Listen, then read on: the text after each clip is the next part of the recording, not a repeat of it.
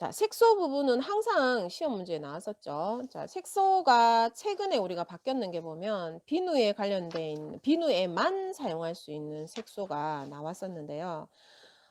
피그먼트 적색 5호랑 자색 23호, 녹색 7호 이렇게 세 가지였는데 이게 1회부터 시작해서 시험 문제에 계속 나왔었어요. 그래서 피그먼 우리가 사용 그 외에 피그먼트라고 적혀 있으면 사용할 수 없는 색소에 해당되기 때문에 여러분들이 주의해서 외워 두시고요. 그다음에 "사용할 수 없는 원료를 외워야 됩니까?" 이렇게 말씀하시는데 저는 솔직하게 말씀드리면 사용할 수 없는 원료는 아예 쳐다도 안 보셨으면 좋겠습니다. 눈에 익히는 순간 '아 어디서 보기는 봤는데' 네. '이 한도가 있는 게 아닐까?' 갑자기 이렇게 막 헷갈리기 시작을 합니다. 그래서 아예 그냥 눈에 안 익히셨으면 좋겠습니다. 자, 그리고 우리가 무기 안료에서 보면 체질 안료와 착색 안료와 백색 안료에 관련돼서 나오는데 요 부분은 구분지어서 여러분들이 정확하게 좀 외워 주시고요. 특히 체질 안료에서는 우리가 주관식으로 주관식인지 객관식인지 모르겠습니다만은 탈크가 시험 문제에 나왔었죠.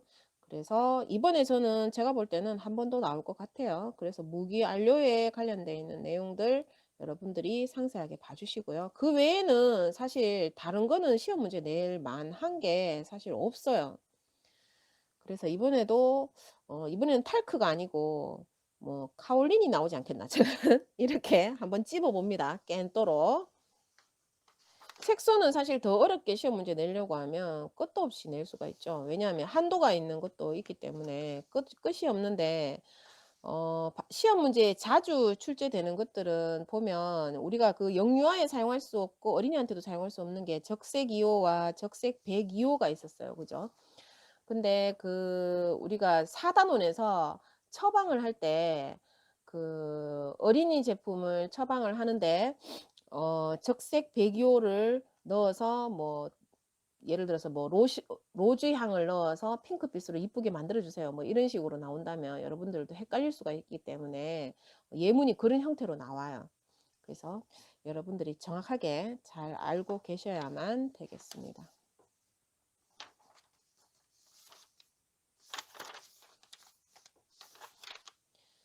자, 이번에 저는 시험 문제가 조금 안 나왔는 부분에서 만약에 나온다고 한다면은 어 천연 함량과 유기농 함량 계산하는 방법이 시험 문제에 출제가 될 것 같아요. 기존에 이 부분이 좀 거의 2회 때 출제가 됐나요? 출제가 안 됐죠. 아예 출제가 안 됐었는데 이 부분이 저는 출제가 이번에 될 것 같아요. 그래서 물은 천연 함량 계산할 땐 들어가지만 유기농 함량 계산할 때는 들어가지 않는다.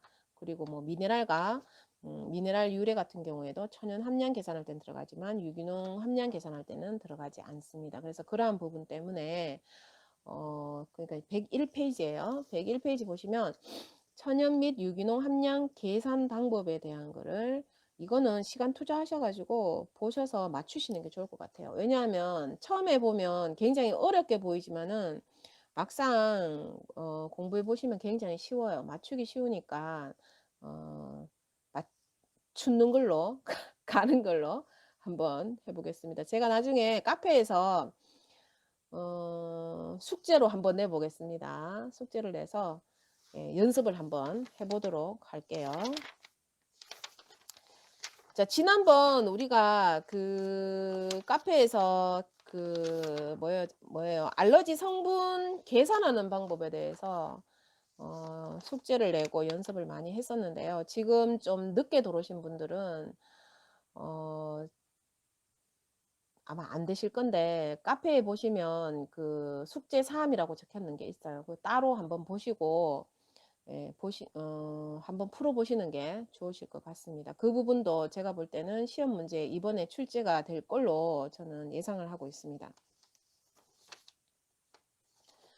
자, 이번 시험도 변함없이 안정성 시험하고 효력 시험에 관련돼 있는 내용은 무조건 시험 문제에 나올 거예요. 기능성 화장품에 관련돼 있는 거. 그래서 기능성 화장품은 매해 시험마다 출제가 굉장히 많이 됐었고요. 최근에 또 변경된 것도 있었죠. 그죠?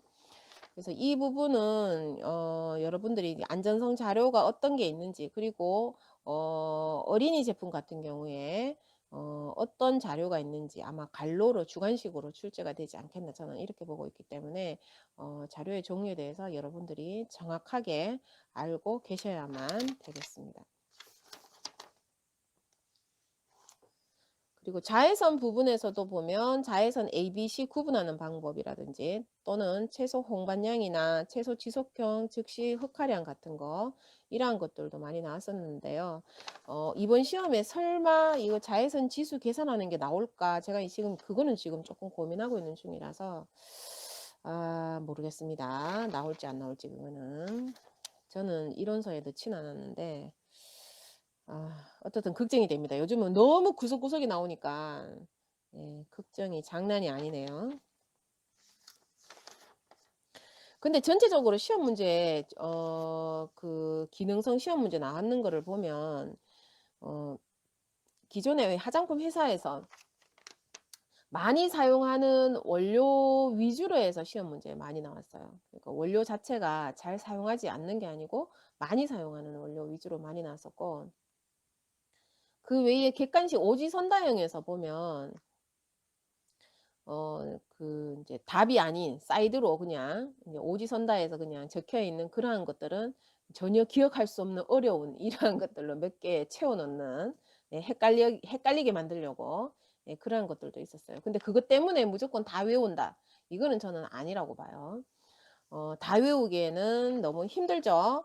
그 기능성 성분에 관련돼 있는, 그러니까 즉 식약처장이 고시했는 성분은 자료 제출이 생략이 되는데, 거기에 관련돼 있는 자외선 차단제 성분이라든지 연모제 성분 관련된 것들을 다 외운다는 것은 거의 멘사 수준이지 않겠나. 예, 저는 멘사가 아니라서, 저는 제가 잘 안 쓰는 원료는 저도 잘 모르겠습니다. 근데 대단하시더라고요. 다 외우고 가신 분도 있다고 제가 들었습니다. 자, 기능성 화장품에서 그 자료 제출이 생략되는 기능성 화장품에서 여러분들이 추가로 외우실 내용이 뭐냐면, 여기에 보면 우리가 미백에 관련돼 있는 성분도 있고요. 그 다음에 주름에 관련돼 있는 성분도 있고 자외선에 관련된 성분도 있는데, 이 성분들의 그리고 또 뭐 있냐, 살리실릭 애시드 있죠. 여드름에 관련된 거. 자, 이러한 원료들이 지용성인지 수용성인지 액체인지 가루인지 그 부분은 정확하게 짚고 넘어가야 될 것 같습니다. 기존 시험 문제 나올 때 제일 많이 나온 게 미백과 주름에 관련된 내용입니다. 미백, 왜냐하면 우리가 맞춤형 화장품 처분할 때 보면 피부 타입에 맞춰서 처분을 하기 때문에, 처방을 하기 때문에, 그 처방할 때 보면 항상 뭐 자외선 차단제를 뭐 넣어 주고요. 그다음에 미백 성분은 이런 거 넣어 주고요. 주름 성분 이런 거 넣어 주세요. 이게 대부분 시험 문제가 한 문제가 출제되니까 유형이 거의 똑같다고 할 수가 있죠. 그러면 자외선 차단제에서는 우리가 구분을 짓는다라고 하면 여러분들은 뭐 시중에서 쓰는 말들이 보면 유기자차, 무기자차 뭐 이런 말 쓰잖아요. 그래서 유기 물질이나 무기 물질에 관련된 내용들이 나오는데, 무기물이라고 하면 티타늄 디옥사이드나 산화아연 이렇게 두 가지밖에 없기 때문에 둘 다 백탁 현상이 일어나죠. 그래서 백탁 현상이 일어나고 두 가지는 무기 물질이고 나머지는 유기 성분에 해당이 됩니다. 그래서 그 두 가지 구분지어서 외우시면 되고, 그 다음에 유기물질은 안 외워진다 이러면은 때려치우셔야 되죠. 안 외우셔야 되죠. 안 외워지면 절대로 안 외워지는 거는 외우면은 안 됩니다. 그렇지만 유기물질은 한 4~5개 정도는 외우셔야 돼요. 왜냐하면 화장품 회사에서 좀 많이 쓰는 물질들은 외우셔야 됩니다. 제가 인강에서 설명하기 때문에 들으셔가지고 체킹하시고요. 다시 돌리려니까 도저히 못 찾겠다 이런 사람들은 카페에 올리시면 제가 따로 적어 드리겠습니다. 자, 그리고 그 미백 성분과 주름 성분은요, 제가 아까 지용성하고 수용성하고 반드시 구분지어서 하라고 했죠. 그 시험지에 출연하는 고객은 별나 터져가지고 꼭 수용성 미백 성분에 뭐 지용성 뭐 주름 성분 뭐 이런 식으로 설명을 합니다. 예, 제가 보는 입장에서는 입을 째고 싶습니다. 내 맘대로 해주고 싶은데. 네. 시험 출제위원 진짜 짜증나게 진짜 시험 문제를 출제해 놓더라고요. 그런 진상 고객이 실제 매장으로는 많이 들어오지 않을 것 같은데 시험 문제는 상당히 진상 고객을 출연을 많이 시키고 있어요. 우리가 미백 성분에서 보면 어 지용성 성분이라고 하면 유용성 감초 추출물은 당연히 앞에 유용성이라는 말이 붙어 있기 때문에 당연히 지용성에 해당이 되겠죠. 알파 비사보롤도 그렇고요. 유용성 감초 추출물은 흰색 분말이에요. 흰색 분말. 예, 흰색 분말에 해당이 되고요. 여러분들이 시중에서 쓰는 감초 추출물 물로 된 거는 싸구리예요. 싸구리. 그거는 유용성 아닙니다. 수용성이죠. 그냥 감초를 푹 끓인 물입니다. 자, 여기서 유용성이라고 적혀 있는 거는 흰색 분말의 지용성이라고 보시면 되고요. 그 다음에 알파 비사보롤은 지용성 투명한 액체예요. 지용성 투명한 액체. 자, 저도 제가 잘 사용하지 않는데 제가 모르는 게 있어 갖고 최근에 구해서 사서 실험을 또 했는 원료가 있습니다. 에틸 아스코빌 에텔이라고 있어요. 에틸 아스코빌 에텔은 수용성 흰색 분말이에요. 자, 그다음에 아스코빌 테트라 이소팔미테이트. 이소팔미테이트라는 말 자체가 나왔기 때문에 얘는 지용성이에요.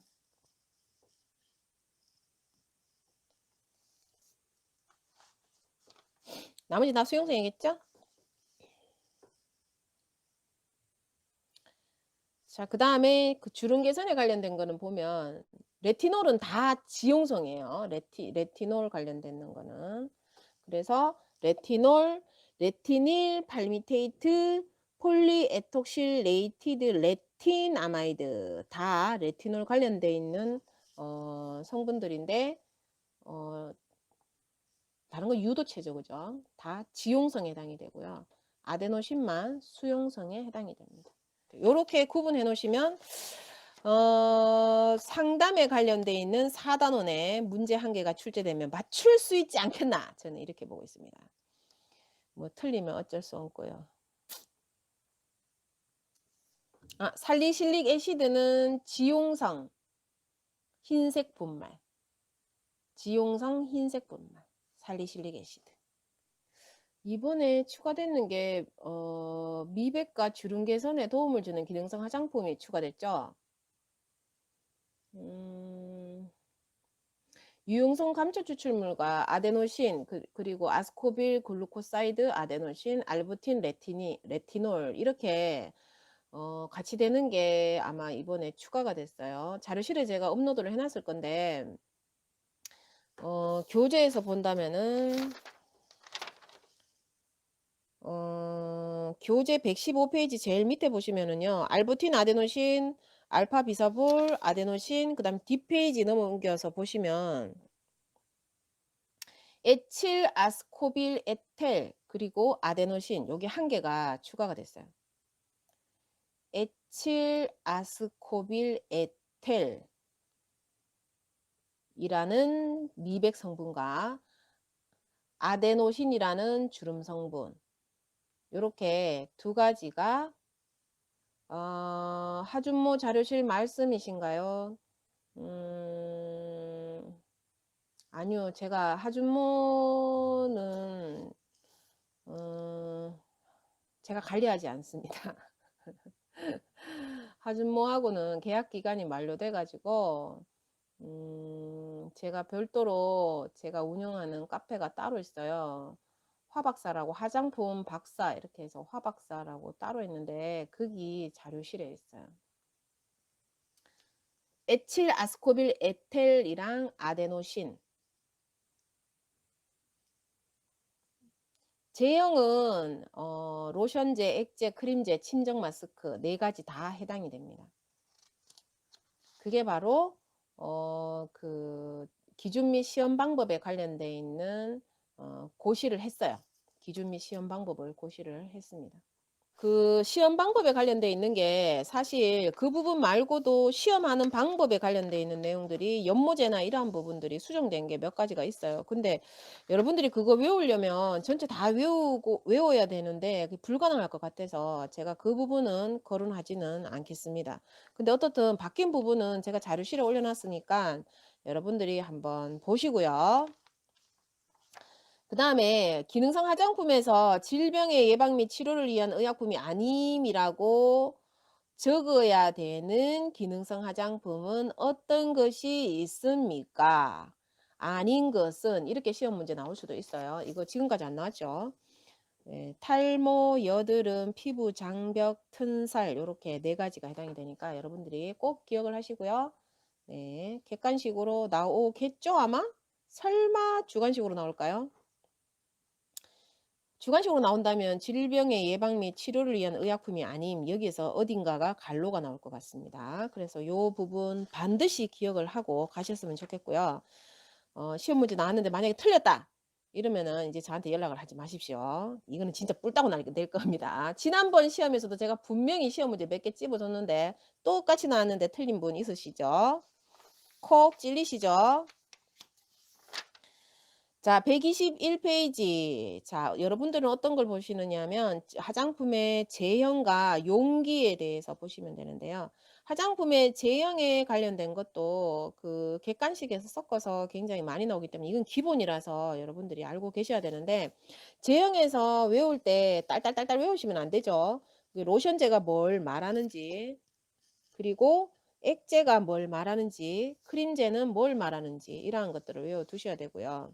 그 다음에 에어로졸 부분도 외워두셔야 되고 그 다음에 우리가 연모제에서 보면 일체형 에어로졸이라는 게 나옵니다. 이 에어로졸 또는 일체형 에어로졸이 주관식으로 갈로로 나올 가능성이 상당히 높아요. 네. 제가 볼 때는 일체형 에어로졸이 나오지 않겠나 저는 이렇게 보고 있어요. 갈로로. 여러분들 왜 염색제 보면 염색제 통 한 개인데 여기는 뭐 색깔 들어가는 염색제인가 뭐 염색이 다른가 모르겠어요. 뭐 가산화수소수 이렇게 돼 가지고 쭉 짜면 거품 두 개 같이 동시에 이렇게 찍 나오는 거 있죠. 써 보셨어요? 저는 흰머리 투성이라서 저는 많이 써 봤습니다.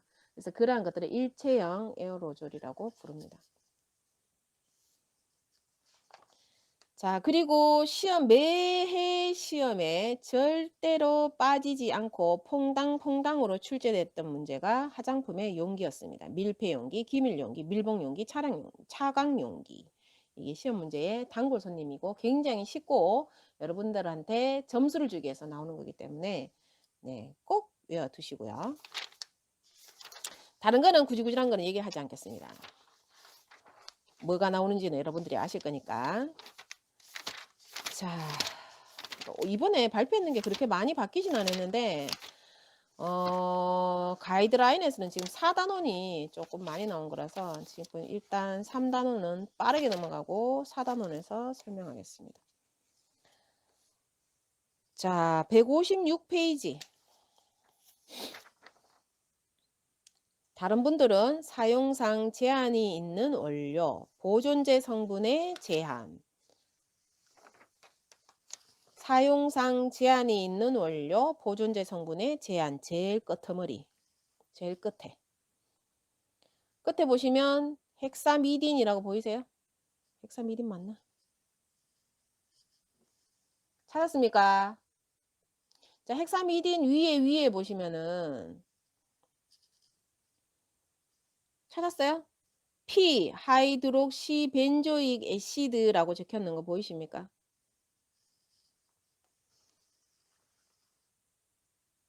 자, 이 부분이 네, 찾으셨죠? 자, 이 부분이 이게 뭘 말하느냐 하면은 얘는 파라벤을 얘기하는 거예요. 파라벤. 근데 이게 지금 이해 시험 문제에 나왔는데 사람들이 다 틀렸어요. 자, 여기에 보면 사용 제한 원료로 파라벤이 지금 제시가 되어 있습니다. 모든 파라벤이 다 해당이 돼요. 그런데 여기 갈로에 보면 페닐은 제외라고 돼 있죠. 페닐파라벤은 어디에 해당됩니까? 이것도 시험 문제 계속 나왔었어요. 페닐파라벤은 사용할 수 없는 성분에 해당이 됩니다. 맞습니까? 기억이 안 납니까? 재수생 여러분 대답 좀 하세요. 맞지요? 시험 문제에 단 걸로 나왔는데 지금 선생님이 무슨 말씀하시는지 모르겠어요. 이런 사람들은 요거는 파라벤을 말하고 페닐파라벤은 절대로 쓰면 안 되고 나머지 파라벤은 무슨 파라벤 무슨 파라벤을 쓰면 제한이 있다. 이렇게만 외워두시면 되겠습니다. 지금 외우세요. 알겠습니까? 네. 시험 문제에 나왔었어요. 이것도 시험 문제에 좀 단 걸로 나왔었는데 여러분들이 못 알아먹는 것 같아서 제가 설명을 한번 했습니다. 이게 바뀐 법령이 아닌데도 불구하고 제가 친절히 설명을 한번 했습니다.